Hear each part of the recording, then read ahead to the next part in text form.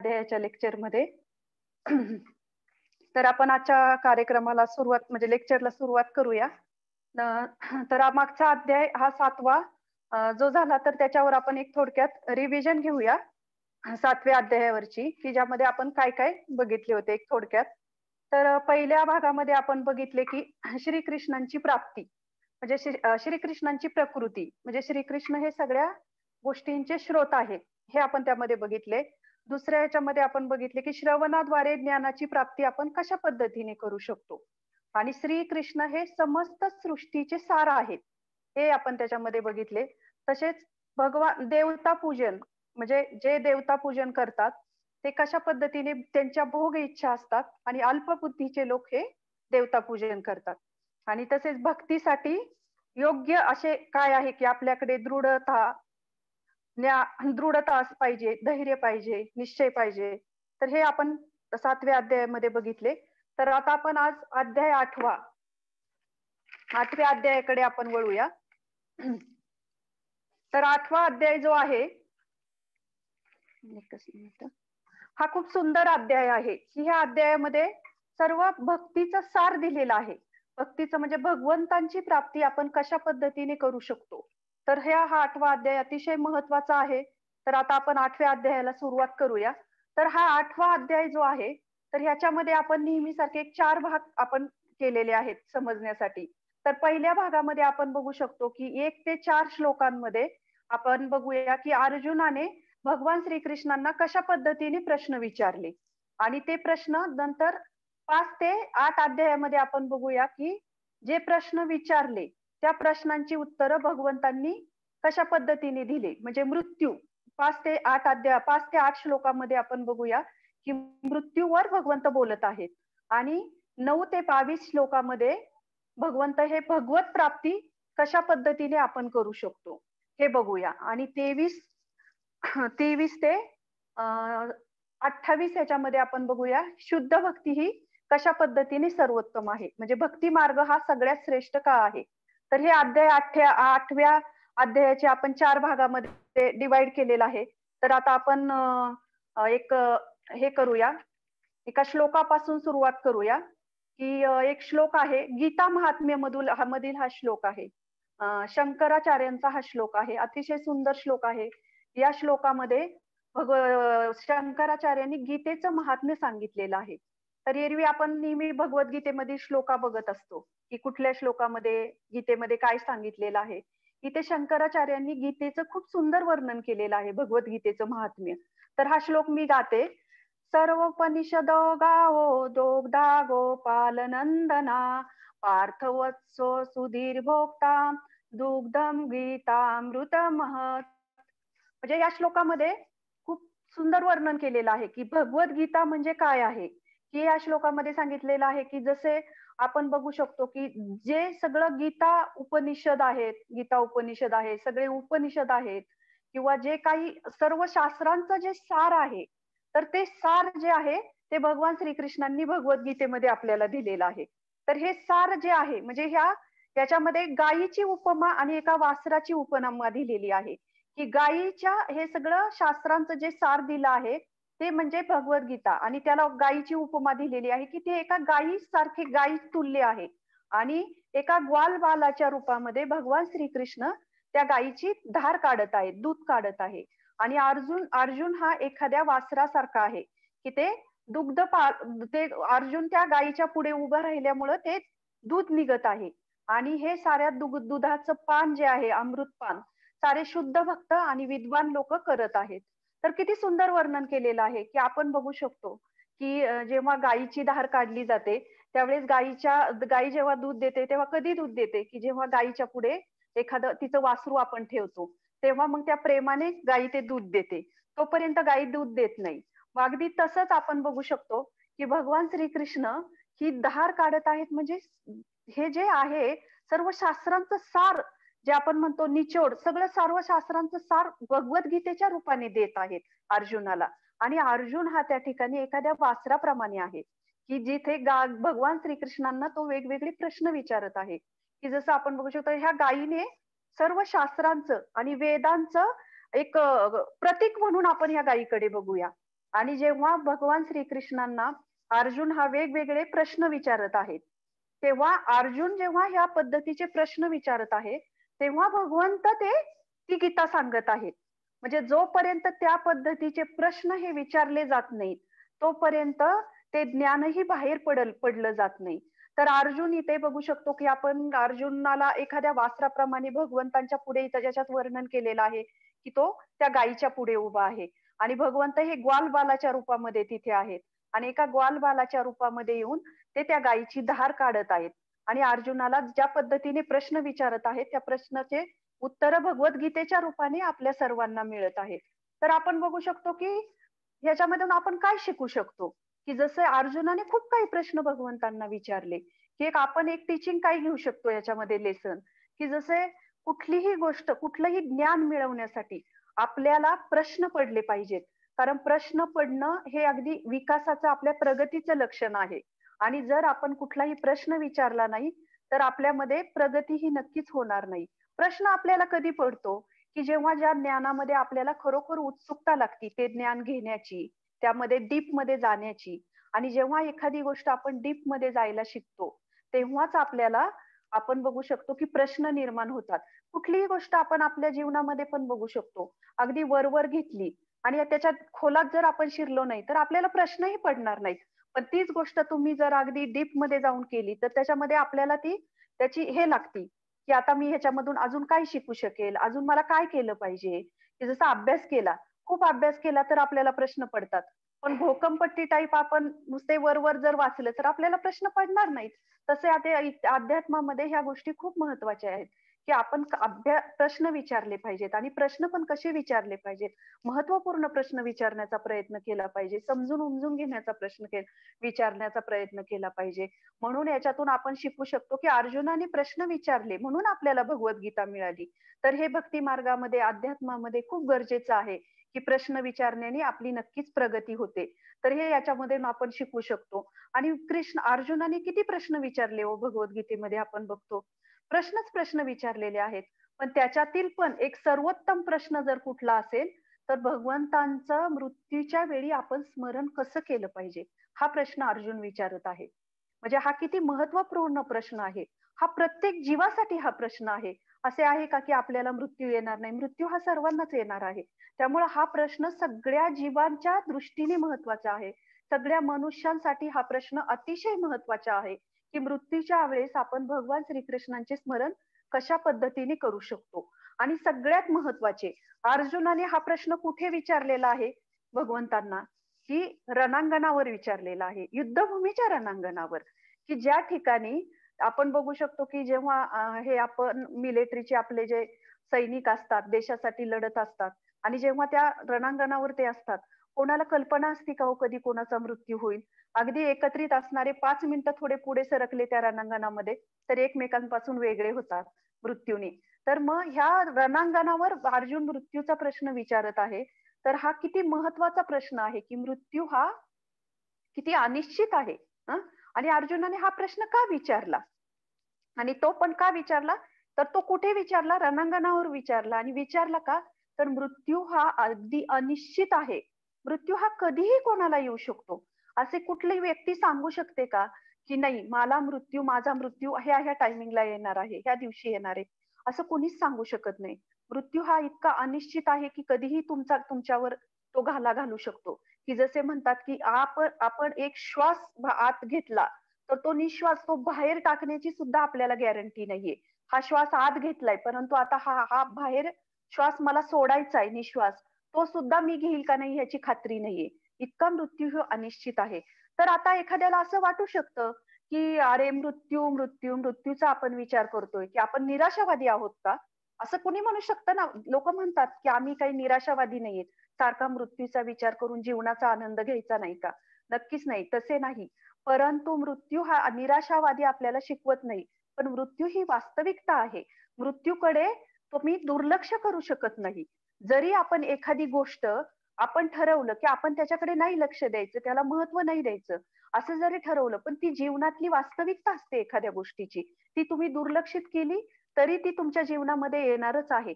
अगदी तसाच मृत्यू हा निराशावादी संकल्पना नाहीये ही. ही आहे की वास्तविकता आहे जीवनामधील, आणि ही आपण आपल्या जीवनामध्ये स्वीकारली पाहिजे. आणि हा मृत्यू कधीही हे आपल्याला नक्कीच माहित नाही. तर याच्यातून एक आपण खूप जीवनामध्ये एक लाईफ लेसन घेऊ शकतो, की जसं आपला वाढदिवस, जन्मदिवस तो सगळ्यांना माहीत असतो. आपण तो किती आनंदाने साजरा करतो, उत्साहाने साजरा करतो. बर्थडे आला, वाढदिवस आला. पण कोणी मृत्यूचा दिवस कोणी जाणू शकतो का? वाढदिवस आपण दरवर्षी येणारे साजरे करतो, पण मृत्यूचा दिवस हा कोणालाही माहीत नसतो. मृत्यूचा दिवस त्यामुळे या श्लोकामध्ये सांगितलेलं आहे, की हे अतिशय महत्वाचं आहे, की आपल्या जीवनामधील मृत्यू हा येणार आहे. मग आपल्या जीवनाचं ध्येय काय आहे? आपल्या जीवनाचं हे महत्व काय आहे? हे आपण जाणून घेण्याचा नक्कीच प्रयत्न केला पाहिजे. तर हा 8व्या अध्यायातला 5वा श्लोक आहे हा. अतिशय सुंदर श्लोक आहे आणि अगदी जीवनाची वास्तविकता जी रिअलिटी आहे ह्या श्लोकामध्ये सांगितली जाते. तर खरंच तुमच्याकडे जर भगवद्गीता असेल, तर तुम्ही नक्की हा श्लोक भगवद्गीता ओपन करून हा श्लोक बघू शकता. अतिशय म्हणजे जीवनामधलं जे मृत्यूविषयीचं जे अंतिम सत्य आहे किंवा अंतिम परीक्षा जी असते जी आपल्या जीवनामध्ये मृत्यूच्या रूपाने, त्याचं वर्णन ह्या श्लोकामध्ये केलेलं आहे. अंतकाले च मामेव स्मरणमुक्त्वा कलेवरं य प्रयाति स मद्भावं याती नास्त्यत्र संशया. आणि अंतकाळी केवळ माझे स्मरण करीत जो आपला देह त्याग करतो, तो तात्काळ माझ्या प्रकृतीची प्राप्ती करतो, यात मुळीच संशय नाही. याच्यामध्ये भगवंत काय सांगत आहेत, की जीवनामध्ये भगवंत सांगत आहेत या श्लोकामध्ये, जीवनाच्या अंती इतका महत्वपूर्ण श्लोक आहे आणि हा श्लोक आपण नेहमी ऐकतो. हा प्रसिद्ध श्लोक आहे भगवद्गीतेतला, की ज्या वेळेस आपल्या जीवनाचा शेवट म्हणजे शेवटच्या क्षणाला जो माझे स्मरण करतो आणि ते स्मरण करीत करीत त्याचा मृत्यू होतो किंवा तो देह त्याग करतो, तर तो मला प्राप्त होतो. याच्यामध्ये अगदी एवढाही संशय नाही, कुठला रंच मात्रही संशय नाही, असं भगवंत सांगत आहे त्याच्यामध्ये. तर आपण याच्यातून काय शिकू शकतो, की आपण बघू शकतो, की याच्यातून आपण बघू शकतो, की भगवंतांना आपण किती म्हणजे ही गोष्ट आपल्याला वाटू शकते, की आपल्या जीवनामध्ये मृत्यूच्या टाईमाला मी नक्कीच स्मरण करेल. हं. तर आपण हे जीवनामध्ये जर आपण आपल्या आयुष्यामध्ये जर हे ऍप्लिकेशन केलं नाही, तर मृत्यूच्या वेळेस आपल्याला नक्कीच भगवंत आठवणार नाहीत. म्हणून आपण बघू शकतो, की याच्यातून आपण बघू शकतो, की भगवंतांना आपण हे कायमस्वरूपी आठवणीत ठेवलं पाहिजे. भगवान श्रीकृष्णांना आपण विसरलं नाही पाहिजे. कारण का विसरलं नाही पाहिजे? कारण आपल्याला आपला जन्मदिवस माहीत आहे, पण मृत्यूचा दिवस आपल्याला माहीत नाही. तर आपण ह्याच्यातून बघू शकतो, की आपण भगवंत आपल्याला हे शिकवतायत का ह्याच्यातून? की जर आपल्याला भगवंत ह्याच्यामध्ये खूप छान हे देत आहेत, की जर तुमचे आपले दैनंदिन जीवनातील जे कार्य आहेत, भगवंत असं सांगत नाहीत भगवद्गीतेमध्ये आपल्याला कुठे, की भगवंत असं की तुमच्या दैनंदिन जीवनातली कार्य करत, तुमची कर्तव्य करत, जर तुम्ही मला स्मरण केलं, तर तुम्ही मला येऊन प्राप्त होताल. आणि त्या पद्धतीने जर तुम्ही जीवन जगलात, तर मृत्यूच्या टाईमाला तुम्ही नक्कीच त्या वेळेला माझं स्मरण करताल. तर आता आपण बघतो, की आपण म्हणू शकतो, की मृत्यूच्या टाईमाला भगवंतांचं स्मरण आपण कसं करू शकतो? आपली कर्तव्य रोजची सांभाळत. भगवंत इथं अगदी जोर देऊन सांगत आहेत. हरी बोल. भगवंत इथे आपल्याला मस्त अगदी आवाज येत होता त्याच्यातनं.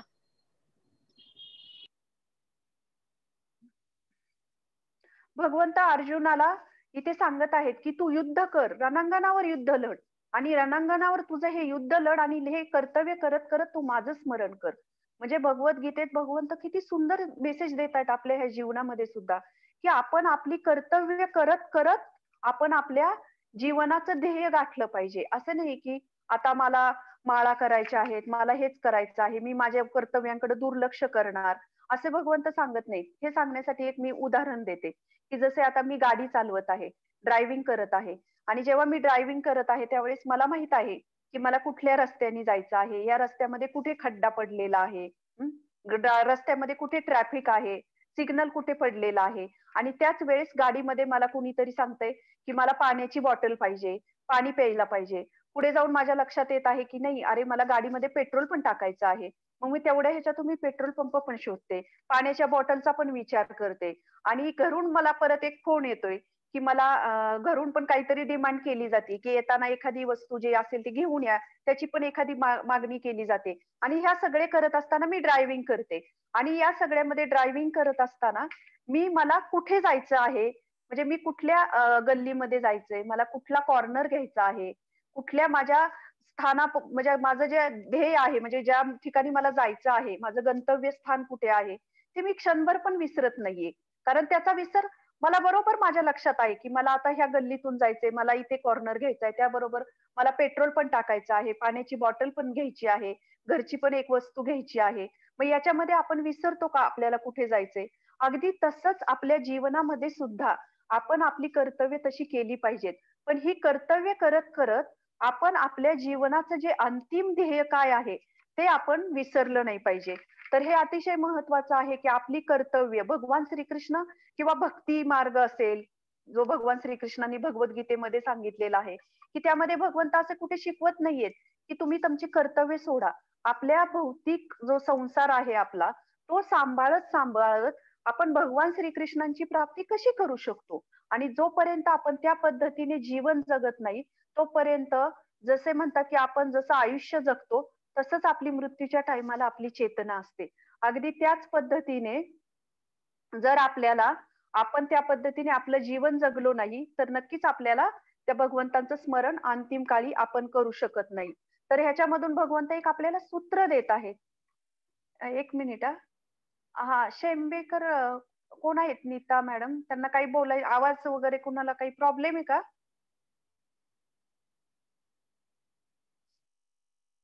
ओके. तर ह्याच्यामध्ये भगवंत एक सूत्र देत आहेत आपल्याला. याच्यामध्ये ह्या श्लोकामध्ये, की भगवंत काय सूत्र देत आहेत आपल्याला, की आपण भवंतकाळी भगवंतांचं स्मरण कशा पद्धतीने करू शकतो किंवा स्मरण जर केलं तर आपल्याला भगवंतांची प्राप्ती होईल. तर हे सूत्र आपल्याला देत आहेत आणि पुढील श्लोक आपण बघूया. 6वा श्लोक आहे हा. 6व्या श्लोकामध्ये भगवंत आपल्याला शिकवण देत आहेत. याच्यामध्ये आपल्याला सूत्र देत आहेत आणि 6व्या श्लोकामध्ये भगवंत आपल्याला त्याचं शिकवण देत आहेत.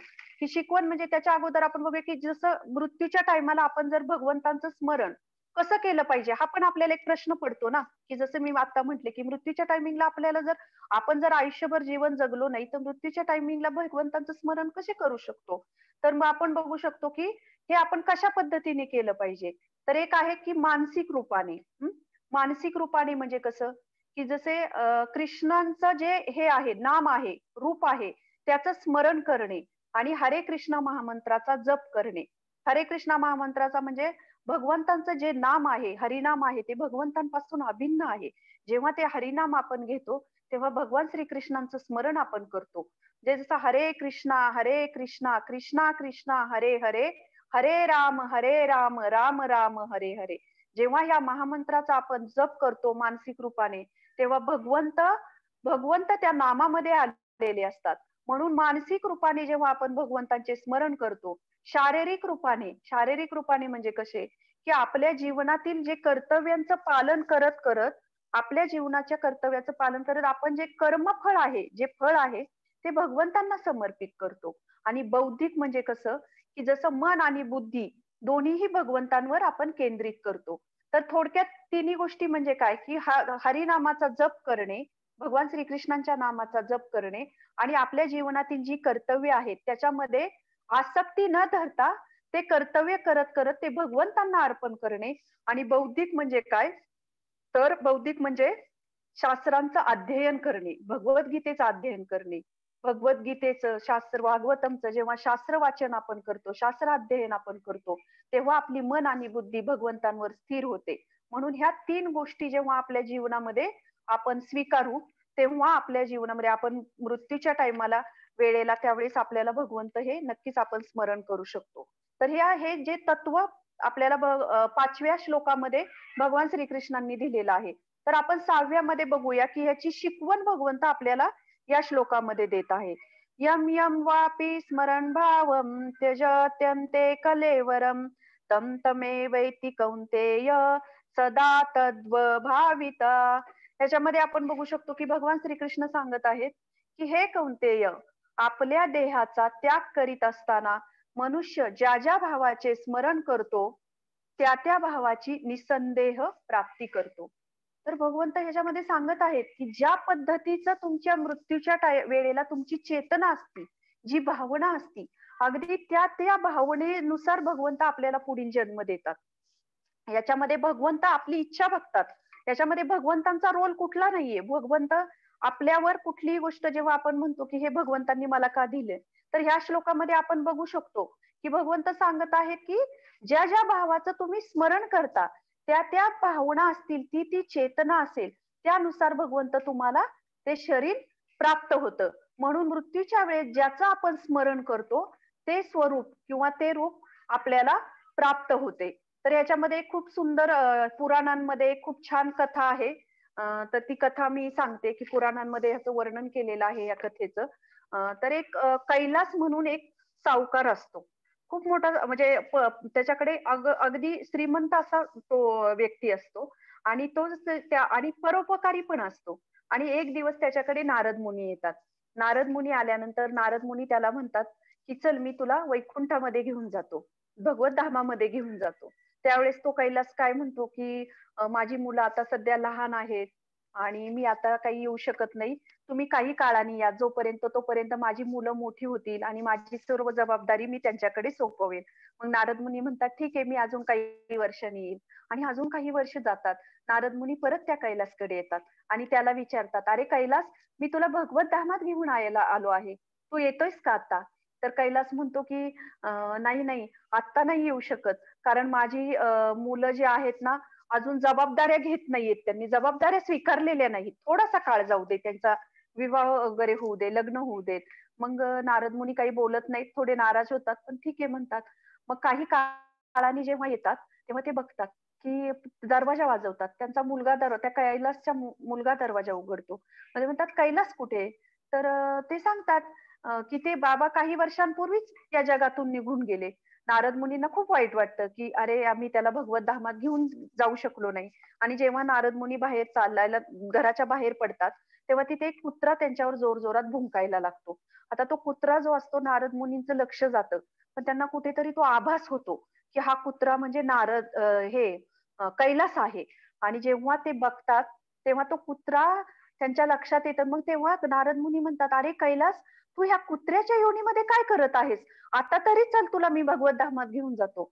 परंतु कैलास तो कुत्र्याच्या रूपामध्ये जो असतो तो काय म्हणतो, की "नाही, नाही, आता माझी सुना वगैरे ज्या आहेत, माझ्या मुलांच्या पत्नी, त्या घराकडे लक्ष देत नाहीत. त्यामुळे मला घराची राखण करावी लागते. उलट बरं झालं, मला कुत्र्याचा जन्म मिळाला. जेणेकरून मी माझ्या घराची खूप चांगल्या पद्धतीने राखण करेल. तुम्ही मला हा कुत्र्याचा जे मृत्यू म्हणजे ह्या देहाचा हे झाला, की तुम्ही काही दिवसांनी मला नक्की न्यायला या." असे जेव्हा म्हटले तर नारद मुनींना थोडा हे येतो अगदी थोडंसं खूप अशी चिड येते त्यांची. पण नारद मुनी काही म्हणत नाहीत. म्हणतात, "ठीक आहे, मी अजून काही काळाने येईल." आणि परत काही वर्षांनी नारद मुनी येतात. आणि परत येतात तर तिथे ते विचारतात, की "तो कुत्रा कुठे आहे?" ते सांगतात, "तो कुत्रा काही दिवसांपूर्वीच या जगातून गेला."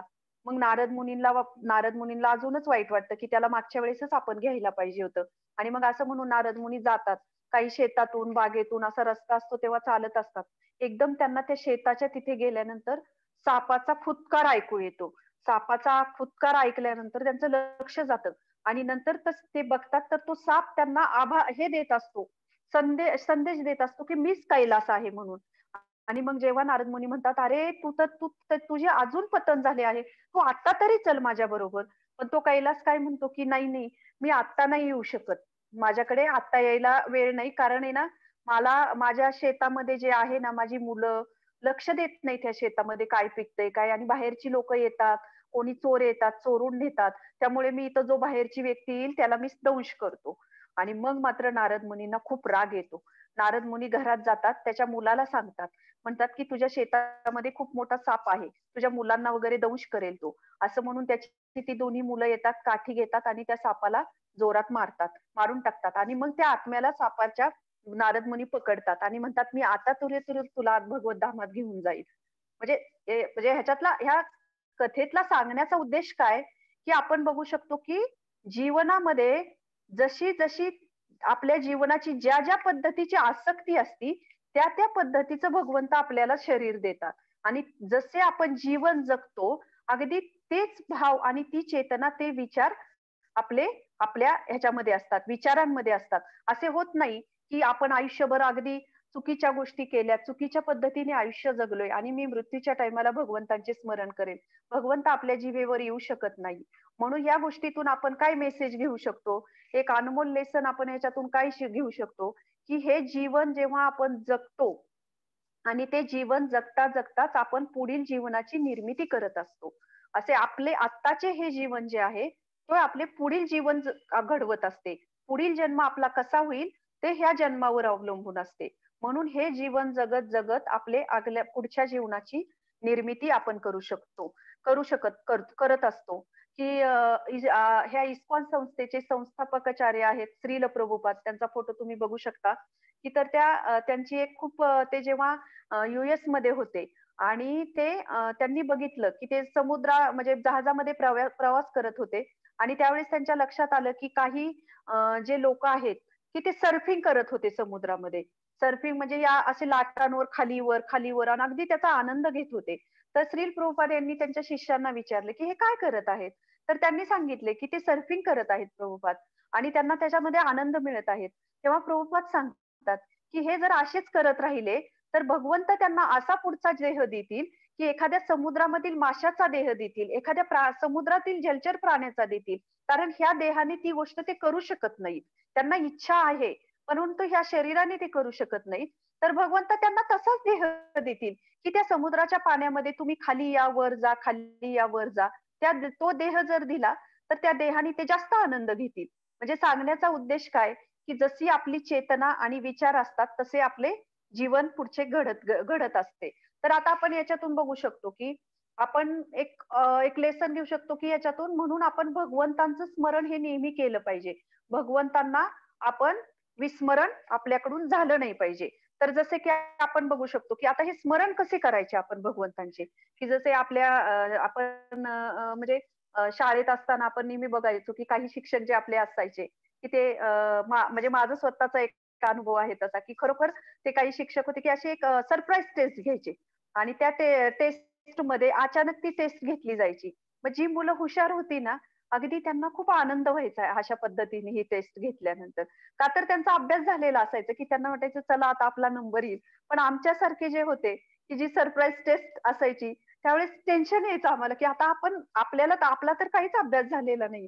आपण कशा पद्धतीने पेपर देऊ? आपल्याला नक्कीच मार्क्स पडणार नाही. अगदी त्याच पद्धतीने जीवनामध्ये ही मृत्यू हा सरप्राईज टेस्ट आहे. तो तुम्हाला कधीही येऊ शकतो आणि त्याची परीक्षा तुम्हाला ही कधीही द्यावी लागते. मग त्याच्यासाठी आपण काय केलं पाहिजे, की आपण ही तयारी केली पाहिजे त्याच्यासाठी आणि ती कधीपासून केली पाहिजे, की कारण मृत्यू जसं की आता आपल्या स्कूलमधील किंवा कॉलेजमधील जी सरप्राईज टेस्ट असती, तर त्याचा अभ्यास आपण कधी केला पाहिजे, की जेव्हा शिक्षक शिकवत असतात रेग्युलरली आणि रेग्युलरली आपण त्या शिक्षकांच्या शिकवण्याकडे लक्ष देतो, तेव्हा आपल्याला ती सरप्राईज टेस्ट सोपी जाते. अगदी तसंच आपल्या जीवनामध्ये सुद्धा आपण डे टू डे लाईफमध्ये आपण त्या पद्धतीने जीवन जगत असतो, तेव्हा आपल्याला ती मृत्यूची जी परीक्षा आहे अंतिम, ती आपली सोपी होऊन जाईल. तर आपण बघू की मृत्यूच्या वेळेस आपण कृष्णांना कशा पद्धतीने प्राप्त करू शकतो मग? की कशा पद्धतीने आपण प्राप्त करू शकतो, की त्याची कशी तयारी केली पाहिजे. तयारी ही अशा जीवनाचा प्रत्येक क्षण जो आहे, तो इतका दुर्मिळ आहे आणि कधीही मृत्यू होऊ शकतो. म्हणून ही जी तयारी आहे मृत्यूची, ती आत्तापासूनच आपण केली पाहिजे. अगदी ह्या क्षणापासून केली पाहिजे. आणि जेव्हा त्याची तयारी करायची, तेव्हा त्याला आपल्याकडे काहीतरी पाठ्यक्रम लागतो. परीक्षा द्यायची म्हटलं, तर त्याचा पाठ्यक्रम जो आहे, तो आहे भगवान श्रीकृष्ण. भगवान श्रीकृष्णांच्या नामाचं आपल्याला हे करायचंय, पवित्र नाम घ्यायचंय, शास्त्रांचं अध्ययन करायचं आहे. त्या पद्धतीने जीवन जगायचं आहे. हा आहे पाठ्यक्रम. आणि दुसरं म्हणजे कधी केलं पाहिजे आपण? तर आपण ते 24 तास केलं पाहिजे, निरंतर केलं पाहिजे.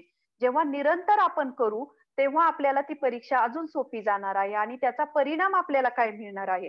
जसं परीक्षेमध्ये आपल्याला सरप्राईज टेस्ट घेतल्यावर आपला पहिला नंबर येतो. अगदी त्या पद्धतीने आपल्याला परिणाम म्हणजे जन्म, मृत्यू आणि जरा व्याधी यातून आपल्याला मुक्तता मिळते. आणि याची विधी कशी आहे? तर मी आता मागच्या श्लोकामध्ये सांगितल्याप्रमाणे मंत्र जप, हरिनामाचा जप करणे, भगवद्गीतेचं अध्ययन करणे, भक्तांचा संग करणे आणि भगवंतांची सेवा करणे. ह्यातून आपण ही तयारी आपण आपली करू शकतो. तर याच्यातून म्हणून एक अनमोल लेसन आपण लाईफ लेसन आपण याच्यातून घेऊ शकतो, की जीवनभराची ही तयारी आणि ही जी तयारी आहे आणि मृत्यूच्या टाईमाला वेळेची आपली ही अंतिम परीक्षा आहे. तर आता आपण याच्यातून बघूया, की हे कशा पद्धतीने केलं पाहिजे मग? आता आपण बघितलं, की ह्याचा आपण 24 तास केलं पाहिजे, भगवंत शास्त्र अध्ययन केलं पाहिजे, भक्तांची सेवा केली पाहिजे. पण कसे, का आणि कधी हे आपण आता पुढील श्लोकामध्ये बघूया. तर हा 14वा श्लोक आहे. भगवत प्राप्ती म्हणजे भगवत प्राप्ती, भगवंतांची प्राप्ती आपण कशा पद्धतीने करू शकतो, हे भगवंत आपल्याला ह्या श्लोकामध्ये सांगत आहेत, की ते अनन्यचेता सततं यो मां स्मरति नित्यश तस्याहं सुलभ पार्थ नित्ययुक्तस्य योगिना. हे पार्था, जो अनन्य भावाने विचलित न होता सतत माझे स्मरण करतो, त्याला प्राप्त होण्यास मी सुलभ असतो, कारण तो निरंतर भक्ती योगामध्ये रममान झालेला असतो. तर आता आपण बघू शकतो, की ह्याच्यामध्ये भगवंत काय सांगत आहेत आपल्याला. भगवंत सांगत आहेत, की जो एकाग्र चित्ताने, अनन्य भावाने, कुठलाही त्याच्या भावनेमध्ये दुसरा विचार नाही आहे. तो फक्त माझ्यावर प्रेम करणे, माझं स्मरण करणे, या अनन्य भावाने जेव्हा भावनेने तो माझं स्मरण करतो, त्याच्यासाठी मी सुलभ रीतीने प्राप्त होतोय. म्हणजे ही गोष्ट किती सोपी आहे तशी जीवनामध्ये आपण बघितलं तर. आपण प्रामाणिकपणे जर भगवान श्रीकृष्णांचे स्मरण केले, तर भगवंत सांगत आहेत, की त्याला प्राप्त होण्यासाठी मी अगदी सुलभ आहे. मी अवेलेबल आहे. सहज रीतीने तो माझी प्राप्ती करू शकतो. कारण तो निरंतर भक्ती योगामध्ये रममान झालेला आहे. तर जेव्हा अशा पद्धतीने आपण आपलं जीवन जगतो, की जसे आपले कर्तव्य मी आता पहिल्या श्लोकामध्ये सांगितले, की आपले कर्तव्य करत करत आपल्याला करायचं आहे आणि त्या कर्तव्य करत असताना सुद्धा ती जी चेतना आहे, ज्यामध्ये या श्लोकामध्ये भगवंत म्हणतायत, की अनन्य अशा भावनेने म्हणजे त्या चेतनेने, त्या प्रामाणिकपणेच्या भावनेने जेव्हा आपण भगवंताचं स्मरण करतो, तेव्हा भगवंत इथे सांगत आहेत, की त्याच्यासाठी मी अगदी ईझी आहे प्राप्त होण्यासाठी. आणि जेव्हा तो अशा पद्धतीने जीवन जगतो, तेव्हा तो भक्ती मार्गामध्ये आणि भगवंत आपण बघितलं, की वेगवेगळे मार्ग सांगितलेले आहेत. अष्टांग मार्ग, ज्ञान मार्ग. मागील काही लेक्चरमध्ये आपण त्याचे ते विषय ऐकलेले आहेत. तर याच्यामध्ये भगवंत सांगत आहेत, की भक्ती योगामध्ये, जो भक्ती योगामध्ये रममान झालेला आहे. तर म्हणून भगवंत सांगत आहेत, की अनन्य भावनेने आपण भगवंतांचं स्मरण केलं पाहिजे. तर आता हा 15वा श्लोक आहे, की 15वा श्लोक भगवंत सांगत आहेत, की ह्याच्यामध्ये 15व्या श्लोकामध्ये, की भगवंतांची प्राप्ती करणं गरजेचं का आहे आपल्याला? भगवंतांची प्राप्ती आपण का केली पाहिजे? या 6 श्लोकामध्ये मामुपेत्य पुनर्जन्मं दुःखालयं शाश्वतं नाप्नुवन्ति महात्मान संसिद्धी परमां गता. माझी प्राप्ती केल्यावर भक्ती योगी महात्मेजन या दुःखपूर्ण तात्पुरत्या जगात कधीच परतून येत नाही, कारण त्यांना परमसिद्धी प्राप्त झालेली असते. भगवंत इथे खूप सुंदर पद्धतीने सांगत आहेत, की या जगामध्ये भगवंत काय म्हणत आहेत इथे, की दुःखपूर्ण आणि तात्पुरतं. तात्पुरतं म्हणजे काय? अनित्य. दुःखपूर्ण आणि अनित्य असे 2 शब्द भगवंत ह्या श्लोकामध्ये ह्या जगात ह्याला वापरत आहेत. की जसे आपण म्हणतो दुःखपूर्ण म्हणजे या भौतिक जगाला काय म्हणतात? दुःखालय. दुःखालय म्हणतात. भगवान श्रीकृष्ण इथे ह्या जगाला असे खूप आनंद आहे किंवा सुख आहे असे वर्णन करत नाहीत भगवद्गीतेमध्ये. दुःखालय म्हणतात, की जसे आपण हे शब्द ऐकलेले आहेत, की विद्यालय, पुस्तकालय, वाचनालय हे सगळे, की ज्या ठिकाणी जसे रुग्णालय, विद्यालयामध्ये आपल्याला ज्ञान मिळतं म्हणून त्याला विद्यालय. पुस्तकं वाचनालयामध्ये मिळतात म्हणून पुस्तकालय, वाचनालय. रुग्ण मिळतात तिथे. जर रुग्णालयामध्ये गेले तर तुम्हाला रुग्णच भेटतील. अगदी तसेच या जगाला सुद्धा दुःखालय म्हटलं जातं. आणि इथे या जगामध्ये दुःखाचीच प्राप्ती होते. आणि दुसरी गोष्ट म्हणजे जेव्हा आपण ह्या जगामध्ये आनंदाचा शोध घेत असतो. आनंदाचा शोध घेणे ही काही चुकीची गोष्ट नाहीये. आनंद हा सगळेच जण शोधत असतात. पण आपण तो कुठे शोधतोय? की आपण ह्या दुःखालयामध्ये शोधतोय. की ह्या जगाचं नेचरच इथे आहे असं, की इथे दुःखच देणार आहे तुम्हाला. कुठलीही गोष्ट तुम्ही शोधण्याचा एक प्रयत्न करा. एक काही काळापुरतं. ते तेवढ्यापुरता तो आनंद मिळतो. पण या जगाचा एक स्वभाव आहे. म्हणून भगवंत याला म्हणत आहेत, की हे दुःखालय आहे.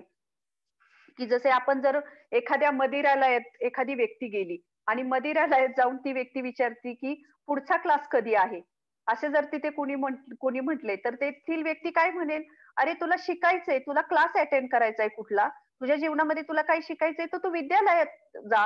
इथे का बसलायस येऊन मदिरालयामध्ये?" ही साहजिकच आहे. अगदी तसंच आपण सुद्धा आपल्या जीवनामध्ये बघू शकतो, की आपण इथे दुःख, आनंद शोधतोय, सुख शोधतोय, पण आपण कुठे शोधतोय? चुकीच्या ठिकाणी शोधतोय, की जिथे आपल्याला तो मिळणार नाहीये. आणि जर आपण ह्या चुकीच्या ठिकाणी जर त्याचा शोध घेतला, तर आपल्याला कधीच ती गोष्ट प्राप्त होणार नाही. आणि हे समजण्यासाठी भगवंत म्हणजे दुसरा एक शब्द आपल्याला भगवंत ह्या श्लोकामध्ये वापरत आहेत, की हे आपल्याला का मिळत नाही? तर इथे भगवंत अनित्य म्हणतायत ह्या श्लोकामध्ये. अनित्य म्हणजे काय? जे शाश्वत नाहीये, काही काळापुरतं आहे. आपण कित्येक आता मागच्या लेक्चरमध्ये या असे विषय आपण ऐकलेले आहेत, की जीवनामध्ये कुठलीही गोष्ट तुम्ही बघा, की आपल्याला जेव्हा ते सुख मिळतं, आनंद मिळतो, तो किती अल्पकालिक असतो. काही काळापुरता मिळतो, तो परत जातो, परत आपल्या जीवनामध्ये दुःख येतं. असं कधी होतं का, की एखादे सुख आले आहे आणि आता ते आयुष्यभर आपण तेच जगत आहोत, त्याच आनंदाने राहत आहोत. अनित्य आहे इथली कुठलीही गोष्ट, प्रत्येक गोष्ट ही तुम्हाला शाश्वत काळासाठी इथे मिळत नाही. म्हणून भगवंत ह्या श्लोकामध्ये अतिशय महत्त्वाच्या 2 गोष्टी शिकवत आहेत, की हे जग हे दुःखालयाने भरलेले आहे आणि हे अनित्य आहे.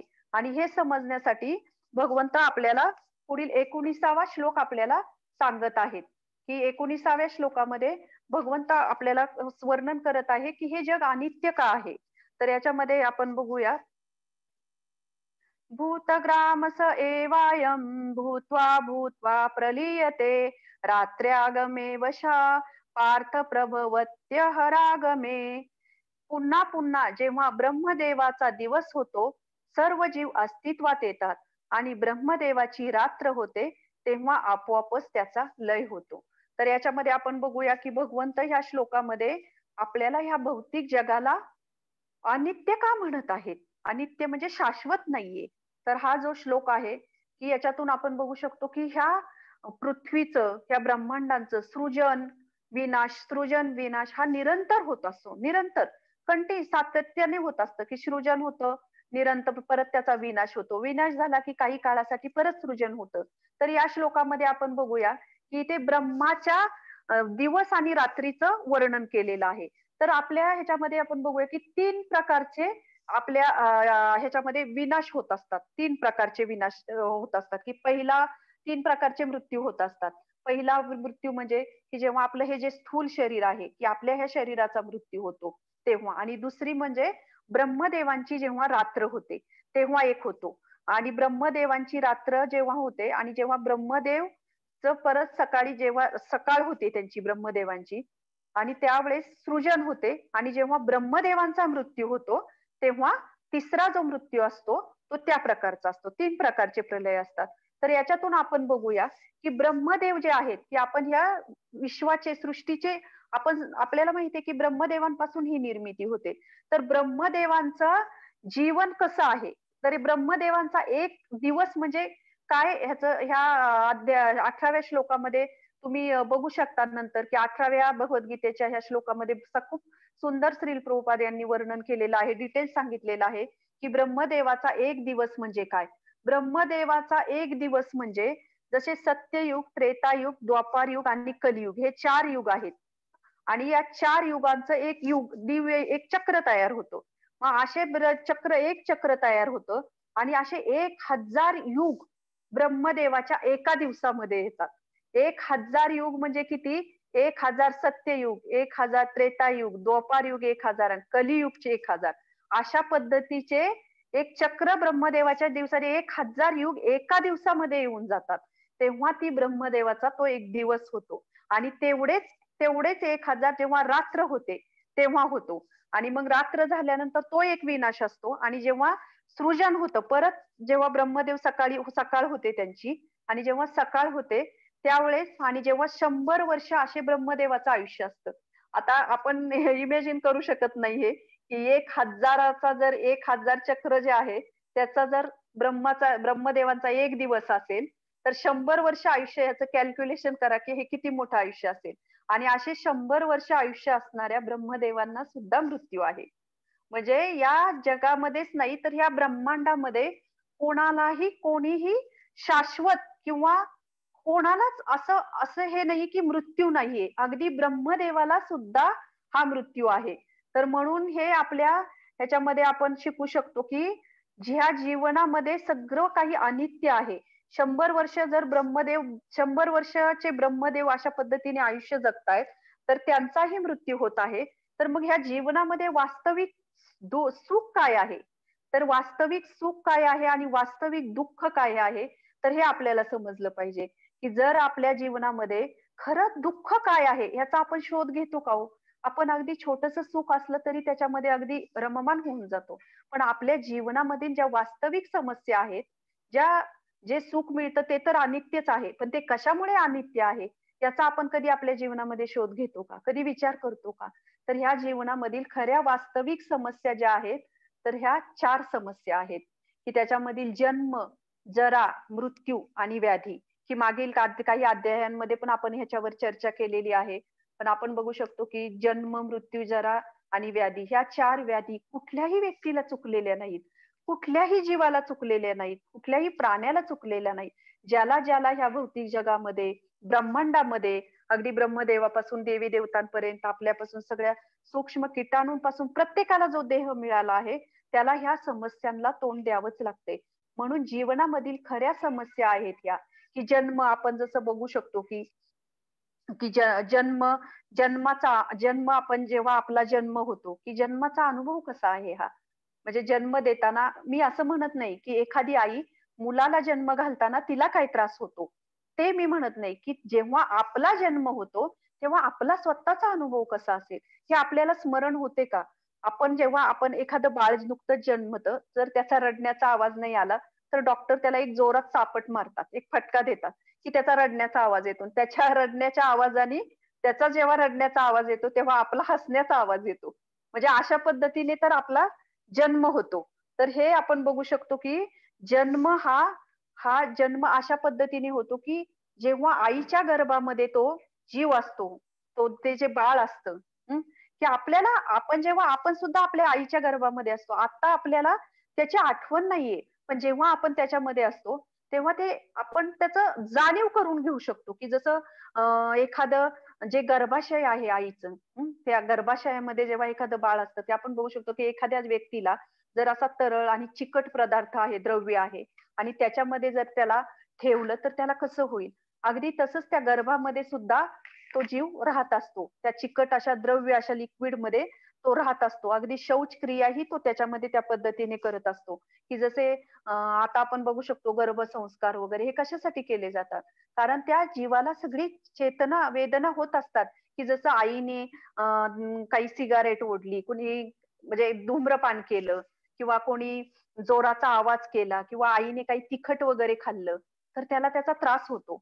पण तो ते त्याला जाणवतं, पण तो सांगू शकत नाही, की जे आई खाते, ती एक छोटीशी नळी त्याला असते, ती त्या गर्भाशयामध्ये. त्याद्वारे त्याचं पोषण होत असतं आणि जे आई काही तिखट वगैरे खाते, त्याचा कृमी वगैरे त्या गर्भाशयामध्ये इतर हे पण असतात, कृमी वगैरे असतात, त्याचा चावा घेत असतात.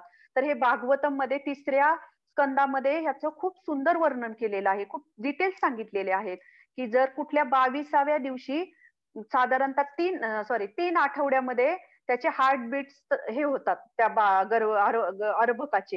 म्हणजे कुठल्या महिन्यामध्ये तो कशा पद्धतीने त्याची प्रोग्रेस होत असते, कुठल्या महिन्यामध्ये त्याची कशा पद्धतीने वाढ होत असते, हे हजारो वर्षांपूर्वी श्रीमद भागवतममध्ये दिलेलं आहे आणि आता आपल्या सायंटिस्टनी हे एक्सेप्ट केलेलं आहे. म्हणजे हे ज्ञान जे आहे हजारो वर्षांपूर्वीचं दिलेलं, हे किती महत्वाचं आहे, की जसे आपण बघतो की भागवतममध्ये खूप छान आता एक सोनोग्राफी जे आपण बघू शकतो की 6व्या महिन्यातली जी सोनोग्राफी केली जाते, तर त्याच्यामध्ये नेहमी बघू बघू शकता तुम्ही की 6व्या महिन्यामधली जी सोनोग्राफी असते, तर त्या बाळाचे हात एक असे प्रेयर पोझिशनमध्ये असतात. तर 6व्या महिन्यामधली ती आता डॉक्टरांनी पण ते हे केलेलं आहे, की 6व्या महिन्यामधल्या प्रत्येक ज्या आईची जी बाळाची सोनोग्राफी होती, ती प्रेयर पोझिशनमध्ये ते बाळ असतं आणि भागवतममध्ये पण ह्याचं वर्णन आलेलं आहे, की 6व्या महिन्यापर्यंत ते बाळ प्रार्थना करायला लागतं भगवंतांना. 6व्या महिन्यामध्ये ते ॲक्चुअली प्रार्थना करतं, की मी अशा ठिकाणी मला टाकलेलं आहे, अंधाऱ्या ह्याच्यामध्ये, त्या गर्भाशयामध्ये, की कुठेही त्याच त्याच्यामध्ये शौचक्रिया करायची आहे, तिथेच राहायचं आहे. कृमी चावत आहेत. आईने जर चुकीच्या काही गोष्टी केल्या तर त्यालाही त्रास होत आहे. आणि ते त्यावेळेस ती प्रार्थना करते 6व्या महिन्यामध्ये, की मी असे जीवन जगेल, की मला परत आईच्या गर्भात यावं लागणार नाही. तर हे सगळे डिटेल्स आपल्याला त्या ह्याच्यामध्ये भागवतममध्ये दिलेले आहेत. आणि अशा पद्धतीने तर आपला जन्म होतो. आणि हा जन्म कोणालाच चुकलेला नाहीये अशा पद्धतीचा. दुसरं बघू शकतो, की आपण जरा. जरा म्हणजे काय? की वार्धक्य. वार्धक्य कोणाला चुकलंय का हो? की जसं आपण बघू शकतो, की वार्धक्य आता हे वेगवेगळे अँटी रिंकल क्रीम्स आहेत. केस काळे करायचे ते हे आहेत. अँटी रिंकल असं काही आहे का केस पांढरे करतो आपण. ते आपोआप होत असतात. म्हणजे वार्धक्य हे कोणाला नको कोणालाही नको असतं, पण ते वार्धक्य येतं. म्हणून आपण बघू शकतो, की ह्या जीवनामध्ये आपल्याला वार्धक्य हे कोणालाही चुकलेलं नाही. आणि जसं की आपल्या ह्याच्यामध्ये शरीरामध्ये आपण बघतो, की ह्याच्यामध्ये जेव्हा वार्धक्य म्हातारपण येतं, आपल्या आपल्या इच्छा मरत नाहीत. असं होत नाही की आपल्याला इच्छा नाहीत. इच्छा आपल्याला असतात. परंतु त्या इच्छा असून आपल्याला त्या तृप्त करण्यासाठी, प्राप्त करण्यासाठी आपल्याकडे साधन नसतं. की आपल्याला खूप काही वाटतं म्हातारपण आपण बघू शकतो वृद्ध माणसांना. जर खूप काही मेदू वडा खाऊ वाटेल, बटाटवडा खाऊ वाटेल, पण ते खायची इच्छा असते. परंतु ते पचवण्याची ताकद नसते. म्हणजे इच्छा असते, इच्छा मरत नाही. परंतु ते शरीर वार्धक्याने थकलेलं असतं. म्हणून हे जे वार्धक्य आहे ते कोणालाही चुकलेलं नाही. आणि तिसरी आपण चौथी बघू शकतो की व्याधी. व्याधी म्हणजे काय? की व्याधी म्हणजे आजारपण. की आजारपण आता आपण बघतोय की एक कोविडचं कसं जगामध्ये वातावरण आहे. हं, की ही जी व्याधी आहे कोणाला वाटतं की आपल्याला हा आजार व्हावा. पण शेवटी त्या जगामध्ये आपण राहतोय. तर काही ह्या व्याधी आपल्याला चुकलेल्या नाहीत. कोणाला वाटतं की आज मला कोविड व्हावा. पण शेवटी जेव्हा तुम्ही समाजामध्ये जगताय, राहताय, तेव्हा ही व्याधी तुम्हाला येणारच आहे. कोविड नाही तर दुसरा आजार होईल, तिसरा आजार होईल. हे सगळ्यांनाच आहे. त्यामुळं व्याधीही आपल्याला चुकलेली नाही, आजारपण आपल्याला चुकलेले नाहीत आणि मृत्यू.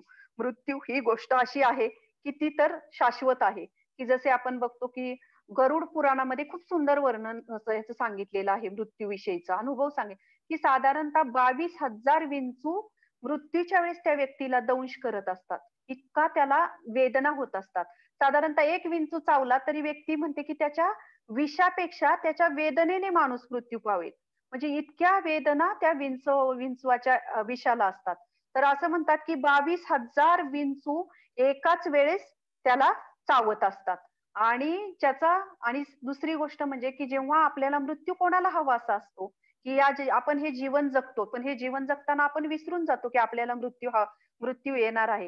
हे एक उदाहरण देते मी की जसे की आता मी बँकेत गेले आणि एखाद्या बँकेत मी लाईनमध्ये उभे आहे आणि मला कुणीतरी मागून टकटक केली, की पेन पाहिजे आहे. मी एक साधा पेन त्या व्यक्तीला दिला आहे आणि मग माझा नंबर आला. मी पुढे बाहेर आले. बाहेर आल्यानंतर तो पेन मी विसरून गेले घरी. घरी आल्यानंतर माझ्या लक्षात नाही राहिलं, की तो पेन माझा विसरले आहे. आणि दुसरी एक गोष्ट की जसे की आपण जर शिक्षणासाठी बाहेर पडलो, एज्युकेशनसाठी, बाहेरच्या कुठल्या शहरात जात असेल, तर आपले घरातले किती व्याकुळ होतात आपल्यासाठी. आपल्यासाठी की जसं मी माझ्या मुलाचा अनुभव घेतला होता, की जेव्हा त्याला नागपूरला कॉलेजमध्ये ॲडमिशन मिळालं, तेव्हा आम्ही सगळे त्याला सोडवायला गेलो होतो. आणि येताना मला नकळतपणे मला रडायला आलं, की एवढ्या लांब आहे, कसा राहील, कसं होईल? की ते थोडंसं दुःखपूर्ण वाटत होतं. आणि असे काही नाही, की तो कुठल्या दुसऱ्या चुकीच्या गोष्टीसाठी चालला आहे. त्याच्या एज्युकेशनसाठी चालला होता, चांगल्या कार्यासाठी चालला आहे. पण तरी मला ते दुःख होत होतं. तर आता ह्या 2 गोष्टी झाल्या. तर आपण बघूया, की मग मृत्यू जर आपल्याला मृत्यू येतो, तर आपल्या जीवनामध्ये आपल्याला जेव्हा मृत्यू येतोय, तर आपण जीवन जगत असताना साधा एक रेनॉल्ट पेन जर दुसऱ्याकडे गेला, तर आपल्याला घरी आल्यावर दुःख होतं, की अरे माझा पेन राहिला घ्यायचा. किंवा आपण आपल्या स्वतःच्या एज्युकेशनसाठी बाहेर पडतो किंवा मुलांबरोबर जातो. आपल्याला किती दुःख होतं. आपल्या एज्युकेशनसाठी बाहेर पडलो तरी आपल्याबरोबर आपली आई असते किंवा वडील असतात. आणि तरीही आपल्याला असं वाटत असतं, की अरे मी ह्यांना सोडून चाललोय. आणि जर मृत्यू येतो त्यावेळेस तर आपण आपल्याबरोबर काय आपण सगळी प्रॉपर्टी इथे सोडून जातोय.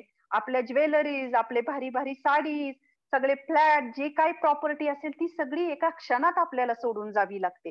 आणि मग जर एवढी गोष्ट जर आपण आपल्या जीवनामध्ये सोडू शकत नाही, तर एवढ्या सगळ्या गोष्टी आपल्याला मृत्यूच्या वेळेस एका क्षणात सोडून जाव्या लागतात. आणि मृत्यूच्या वेळेस कोण असतं हो बरोबर आपल्या? जेव्हा आपण आपल्या एज्युकेशनसाठी जर बाहेर गेलो, मुलगी जर असेल तर नॅचरली आई तिच्या बरोबर जाते. पण जेव्हा आपण मृत्यूच्या वेळी जाऊ तर आपण माघारी येणार नाहीये मृत्यू झाल्यानंतर ह्या जगामध्ये परत. म्हणजे हा जन्म ह्या देहामध्ये जे आता जीवन जगतोय त्याच्यामध्ये आपण येणार नाहीये. आणि मृत्यूच्या वेळेस आपल्या पुढे काय गती आहे हे आपल्याला माहित नाहीये. की जसं शिक्षणासाठी बाहेर पडलो तर आपल्याला माहित आहे की शिक्षणासाठी आपण परत माघारी येणार आहोत किंवा पुढे आपलं आपलं भविष्य चांगलं आहे. पण इथे माहित आहे का आपल्याला आपल्या बरोबर कोणीच नाहीये. म्हणून हा मृत्यू जेव्हा येतो तेव्हा आपल्याला एका क्षणात हे सगळं सोडून जावं लागतं. म्हणून आपण ह्याच्यातून खूप एक हे लाईफ लाईन घेऊ शकतो की जसे माझं जर डोकं दुखतंय तर मी एखादी डोक्याची गोळी खाईल आणि त्यांनी माझं डोकं राहील. परंतु डोकं राहिलं म्हणून मला आनंद झाला, मला दुःख नाही हे म्हणू शकत नाही. शेवटी ते दुःख आहे ना, त्या गोळीने मी त्याची वेदना मिटवलेली आहे.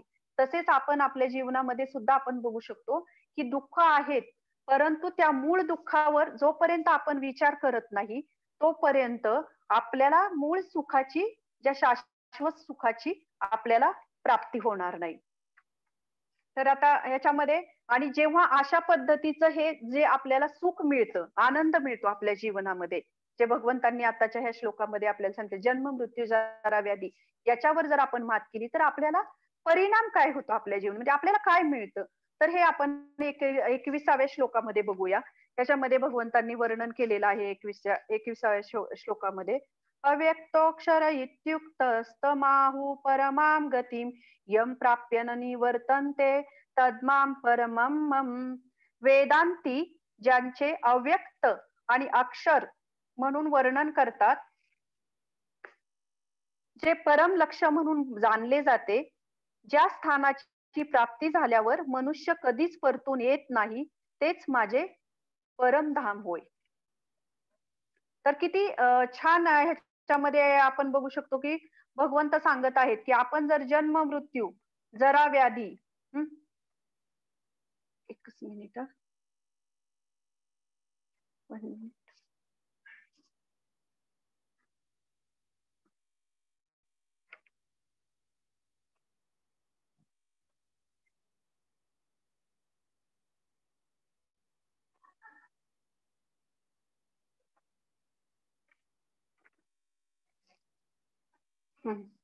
तर ह्यामध्ये भगवंत सांगत आहेत की माझं धाम म्हणजे काय आहे. भगवंत सांगत आहेत की त्याचं वर्णन भगवंत ह्यामध्ये करत आहेत की ज्या परमधामाची आपण जर प्राप्ती केली, परमधामाची आपण जर त्या प्राप्ती केली भगवंतांच्या, तर आपण ह्या जगातून परतून येत नाही. आपण ह्या जगात शाश्वत अशा धामामध्ये प्रवेश करतो. तर म्हणून हे जन्म मृत्यू आणि जरा व्याधी हे जे आहेत याच्यावर जर आपण मात केली तर आपल्याला भगवत धामाची प्राप्ती होते. आणि भगवत धाम म्हणजे काय आहे की जे असं अद्भुत जग आहे, ज्या ठिकाणी प्रत्येक शब्द हे गीत आहे आणि प्रत्येक पावलागणी नृत्य आहे. तर असं हे भगवंत त्याची प्राप्ती करतात, ते भगवंतांच्या धामाची प्राप्ती करू शकतो. तर आता आपण या दुसरी पुढील ह्याच्यामध्ये बघूया की ही शुद्ध भक्ती म्हणजे ही जी भक्ती आहे की ज्याद्वारे आपल्याला भगवत धामाची प्राप्ती होते, तर ही सर्वोत्तम का आहे, की का कशा पद्धतीने सर्वोत्तम आहे. की जसे आपण मृत्यूच्या वेळेस बघू शकतो की भगवद्गीतेमध्ये ह्याचं वर्णन केलेलं आहे की जर मृत्यूच्या वेळेस जेव्हा अन्य योगी असतात, ध्यानधारणा, ज्ञान मार्ग, अष्टांग मार्ग यांचं हे केलेले, अनुसरण केलेले, तर हे जे लोक असतात की हे शुभ आणि अशुभ घडी अशी बघत असतात आणि त्याप्रमाणे त्यांचा ती वेळ निवडून ते स्वतःचा देहत्याग करतात. कारण ते अष्टांग योग, ज्ञान मार्ग हे सगळे 4 मार्ग आपण बघू शकतो भगवद्गीतेमध्ये सांगितलेले आहेत. तर त्याच्यामध्ये भगवंत हे सांगत आहेत की अशा लोकांना सुद्धा शुभ आणि अशुभ घडी वेळ बघावी लागते. ज्याच्यामध्ये म्हणतात की अग्निदेवतेच्या प्रकाशामध्ये, दिवसामध्ये, शुक्ल पक्षामध्ये आणि जेव्हा सूर्य उत्तरायणामध्ये प्रवेश करतो, अशा ह्या दिवसामध्ये जर भौतिक जगातून मृत्यू झाला तर त्याला अशा परब्रह्माची प्राप्ती होते. आणि जर असे एक मिनिट, माझा हरिबोल व्हिडिओ दिसतोय का? होय होय, छान दिसतोय. आवाज मला आहे ना, एकच मिनिट, मला थोडस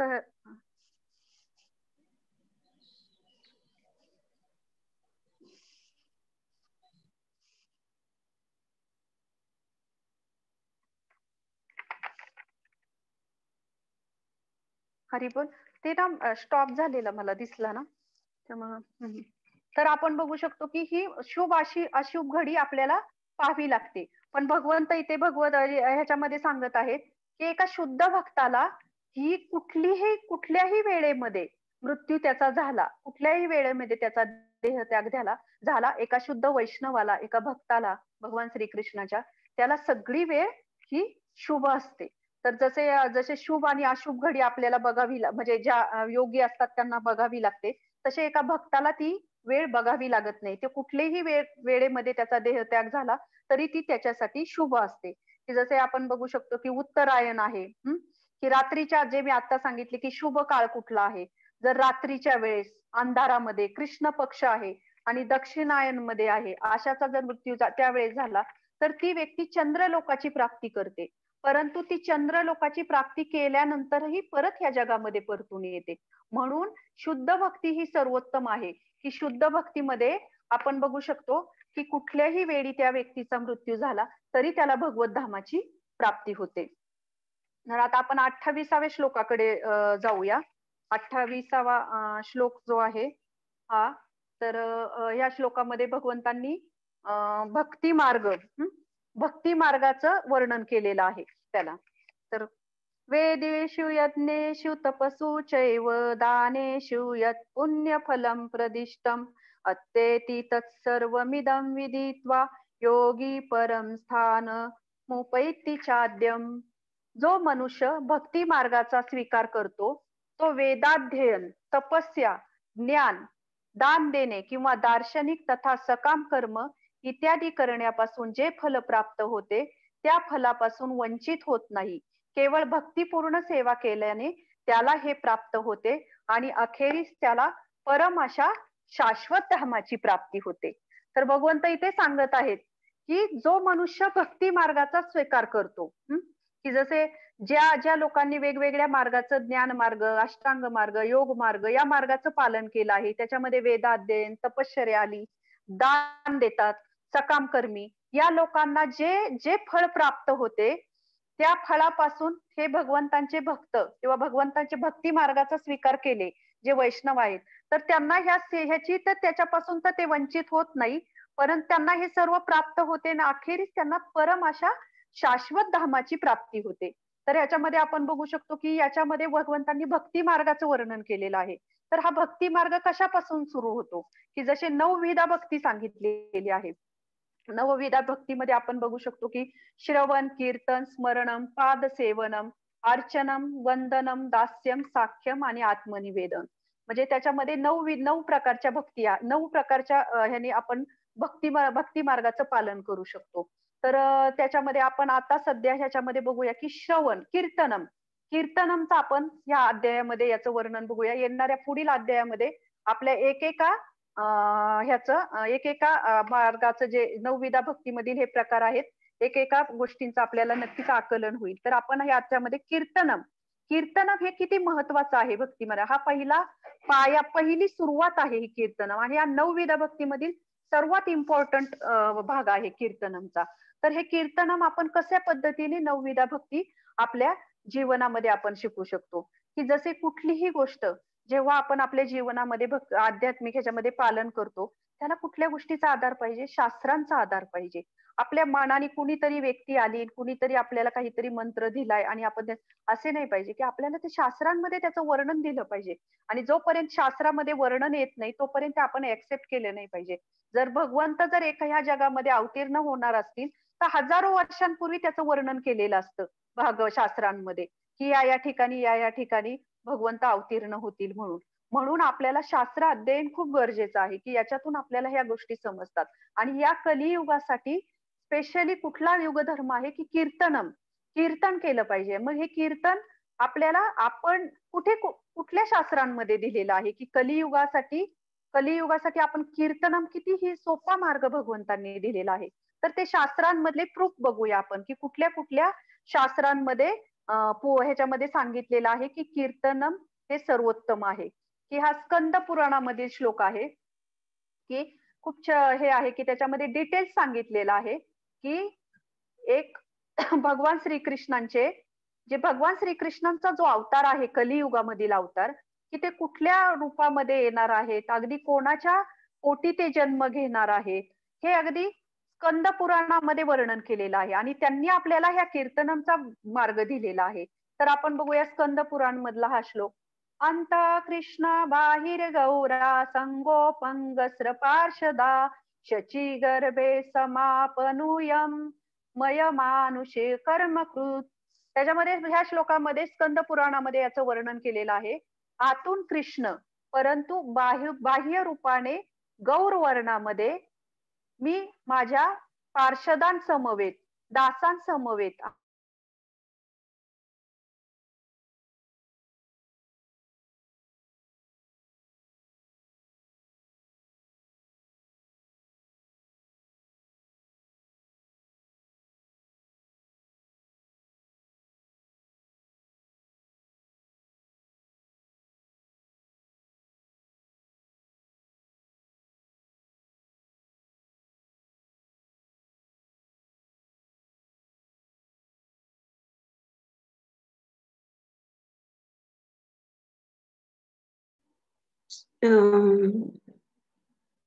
हॅलो, आवाज येत नाहीये किरमकर मॅडम.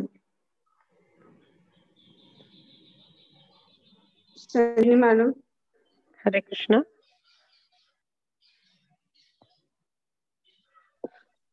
आवाज येत नाहीये. स्कंद पुराणामध्ये वर्णन आहे, म्हणून आपण जे शास्त्रामध्ये दिलेले आहे ते ऑथेंटिक मानलं पाहिजे. तर चैतन्य महाप्रभू म्हणून त्यांनी एक मनुष्याच्या रूपामध्ये ते अवतीर्ण झाले होते आणि ह्या चैतन्य महाप्रभू यांनी आपल्याला हे हरे कृष्ण महामंत्र दिलेला आहे, की जो ह्या आपण बघू शकतो की ह्या कलियुगासाठी तो युगधर्म म्हणून सांगितलेला आहे, की हरे कृष्णा कृष्णा कृष्णा हरे हरे, हरे राम राम राम हरे हरे. हा कीर्तनाचा एक सर्वोत्तम मार्ग त्यांनी भगवंतांनी चैतन्य महाप्रभूंनी आपल्याला सांगितलेला आहे. म्हणून भगवंतांचा जो काही अवतार होतो, कुठलाही अवतार झाला तरी तो शास्त्रांमध्ये वर्णन केलेला आहे. तर दुसरा एक आपण हे बघू शकतो की शास्त्रामध्ये वर्णन केलेलं की श्रीमद भागवतम मधला हा 12वा स्कंद आहे आणि ह्या 12व्या स्कंदामध्ये 3रा अध्याय आणि 51वा श्लोक, की या श्लोकामध्ये ह्या कलियुगासाठी कुठला युगधर्म हेच वर्णन केलेलं आहे. कलेर दोष नदी राजंती योको महान गुणा कीर्तना देव कृष्णस्य मुक्त संग परम व्रजते. म्हणजे याच्यामध्ये सांगितलं आहे की हे राजा, यद्यपि कलियुग एका दोषांचा सागर आहे, या युगाचा एक चांगला गुण आहे, केवळ हरे कृष्ण महामंत्राचे कीर्तन करून मनुष्य ह्या भवबंधनातून मुक्त होऊ शकतो आणि दिव्य धामाची तो प्राप्ती करू शकतो. तर किती उल्लेख केलेला आहे की आपल्याला ह्या गोष्टी किती गरजेच्या आहेत माहित असणं. शास्त्रामध्ये केलेलं आहे या युगासाठी आपल्याला आत्ताच्या डे टू डे लाईफ मध्ये जगण्यासाठी कुठली गोष्ट अध्यात्मामध्ये महत्वाची आहे. आणि जेव्हा आपण हे ऐकू आणि समजून घेण्याचा प्रयत्न करू तेव्हा नक्कीच आपण या जगामध्ये फसणार नाही कुठल्या गोष्टीमध्ये.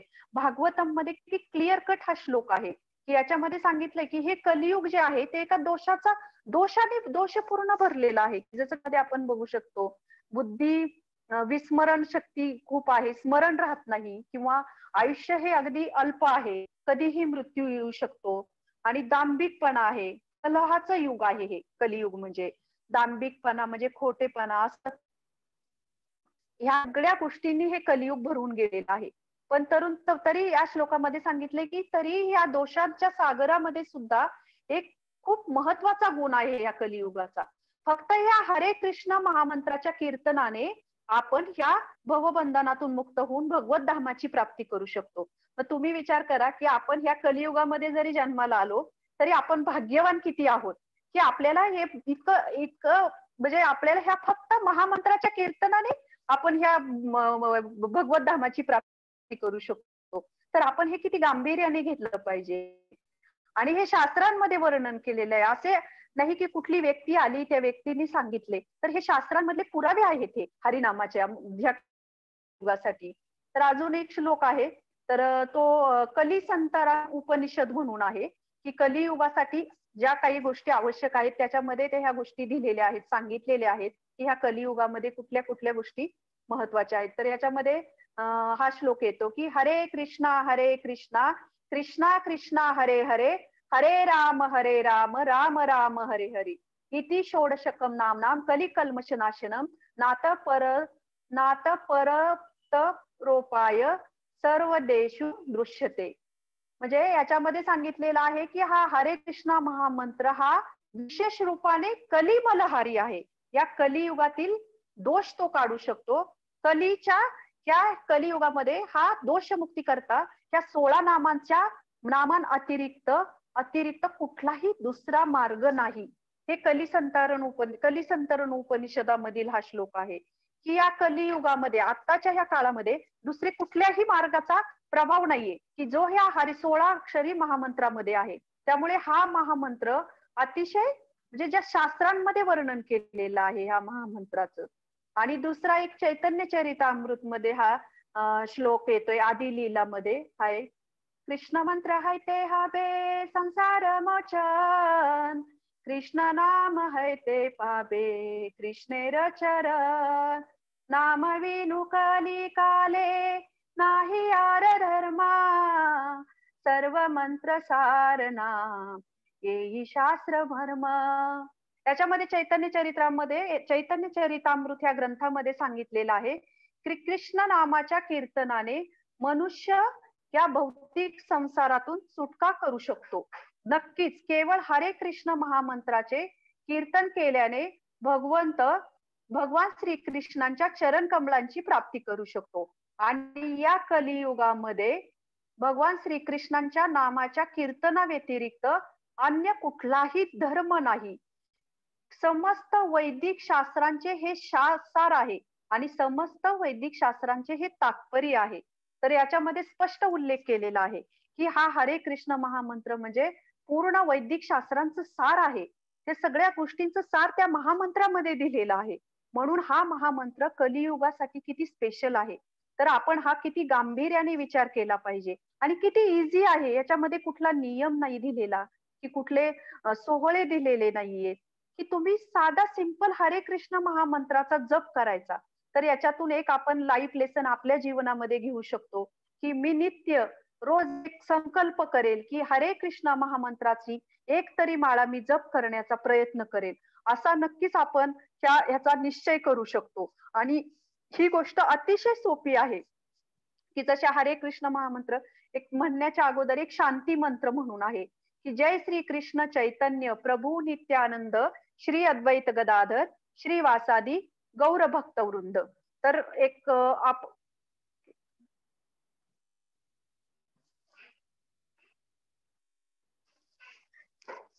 गौरव भक्त वृंद. तर आपण बघू शकतो की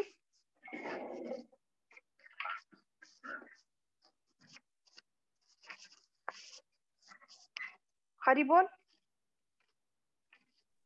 हा माताजी. हा आवाज येतो हा. आवाज येतो. आपण याच्यातून बघू शकतो की शांती मंत्र की हा जप करायची प्रोसेस जी आहे त्याच्या अगोदर हा एक शांती मंत्र दिलेला आहे की जय श्री कृष्ण चैतन्य प्रभू नित्यानंद श्री अद्वैत गदाधर श्री वासादी गौर भक्त वृंद. तर मी एक माळ मला वाटतंय की आपल्या एक संस्कृती जी आहे की आपल्याकडे एक आहे की प्रत्येकाच्या घरामध्ये एक माळ असू शकते आणि जरी माळ नसेल तरी आपण बोटांवरही जप करण्याचा प्रयत्न करू शकतो. पण शक्यतो माळेवर केलेला चांगला. तर मी एक माळ आहे की माळ मी दाखवते की कशा पद्धतीने आपण हा जप करू शकतो. तर हे जे बोट आहे तर ह्या बोटाचा स्पर्श आपण या माळेला करता कामा नये की अशा पद्धतीने आपण जप करू शकतो की हरे कृष्णा कृष्णा कृष्णा हरे हरे हरे राम राम राम हरे हरे हरे कृष्णा कृष्णा कृष्णा हरे हरे हरे राम राम राम हरे हरे. ही 108 मण्यांची माळ आहे. अगदी आपण बसलो तर एक 8 ते 9 सुरुवातीला लागतात. तर आजपासून एक आपण संकल्प केला की हा हरे कृष्णा महामंत्राचा जप मी माझ्या आयुष्यामध्ये सुरू करेल. तर तुम्ही नक्कीच तुमच्या आयुष्यामध्ये बघू शकता की किती अनमोल इतके महत्वपूर्ण आयुष्यामधील परिवर्तन तुमच्या जीवनामध्ये नक्कीच तुम्हाला अनुभवायला मिळेल. तर हे सर्व शास्त्रांनी दिलेले पुरावे आहेत. या शास्त्रांनी की हे महामंत्र वेगवेगळ्या गोष्टी असतात वेगवेगळ्या गोष्टी लोक आपल्या आयुष्यामध्ये करत असतात, परंतु हा महामंत्र स्पेसिफिकली ह्या कलियुगासाठी आहे. की जसे थंडी ताप आलं तर आपल्याला थंडी तापासाठी एक क्रोसिन आहे, परंतु आपल्याला मलेरिया झाला तर मलेरियासाठी वेगळं औषध आहे. ते जर आपण खाल्लं तर त्याचा प्रभाव होईल का? होईल, पण अगदी लाईटली होईल, त्याचा पूर्ण इफेक्ट आपल्यावर होणार नाही. तसे आपण दुसरे कुठलेही कितीही मारले तर शेवटी हरिनाम जे आहे ते खास कलियुगासाठी दिलेलं आहे. ते कलियुगासाठी औषध आहे, त्यामुळे त्याच्यामध्ये तेवढी शक्ती आहे. तर आपण एक संकल्प करूया की आपल्या जीवनामध्ये सुद्धा आपण या पद्धतीने एक माळ जप करण्याचा प्रयत्न करूया. अशा पद्धतीने आपण 8व्या अध्यायावर एक थोडक्यात प्रकाश टाकण्याचा प्रयत्न केला. एक अपेक्षा आहे की सर्वांना काही थोडेफार माझ्याकडून जो मी प्रयत्न केला समजण्यासाठी मदत झाली असेल. तर थँक्यू. हरे कृष्णा. तरी पण एक थोडक्यात आपण एक रिव्हिजन मी सांगते की आज पीपीटी नसल्यामुळे एक रिव्हिजन तुम्हाला होऊ शकते की आपण कुठल्या ह्याच्यामध्ये पहिल्या भागामध्ये आपण बघितलं की अर्जुनाने कशा पद्धतीने प्रश्न विचारले गेले अर्जुनाकडून. दुसऱ्या ह्याच्यामध्ये त्याच्यामध्ये आपण बघितलं की सर्वोत्तम प्रश्न हा कुठला होता, भगवान श्रीकृष्णांची प्राप्ती आपण कशा पद्धतीने करू शकतो मृत्यूच्या वेळेस. दुसऱ्या भागामध्ये आपण बघितलं की मृत्यू ही कशी अंतिम परीक्षा आहे आपली शेवटची, त्याची तयारी आपण कशी केली पाहिजे किंवा त्याचा पाठ्यक्रम काय आहे आणि कशा पद्धतीने ती तयारी केली पाहिजे. तिसऱ्या भागामध्ये आपण बघितलं की भगवत धामाची प्राप्ती आपण कशा पद्धतीने करू शकतो आणि ती का केली पाहिजे भगवत धामाची प्राप्ती. दुसरी म्हणजे त्या भगवत धामाची प्राप्ती केल्यानंतर गोलोक धामाची तर आपल्याला त्याचा परिणाम काय मिळतो. आणि चौथ्या भागामध्ये आपण बघितलं की शुद्ध भक्ती, सर्व मार्ग वेगवेगळे आहेत पण त्याच्यामध्ये शुद्ध भक्ती ही सर्वोत्तम का आहे आणि त्या शुद्ध भक्ती सर्वोत्तम आहे त्या भागामध्ये आपण बघितलं की जसे योगी त्या एक मृत्यू देह त्याग करताना एक शुभ अशुभ वेळ बघावी लागते, त्याला किंवा वेळ ही शुभ असते. आणि या युगाचा कलियुगाचा युग धर्म काय आहे, म्हणजे ह्या युगासाठी कुठला युग धर्म दिलेला आहे, कुठला महामंत्र दिलेला आहे, तर हे आपण ह्या अध्यायावर एक प्रकाश टाकण्याचा प्रयत्न केला. तर एक सगळ्यांना खूप खूप धन्यवाद की तुम्ही सगळ्यांनी सहन केलं 1 तास.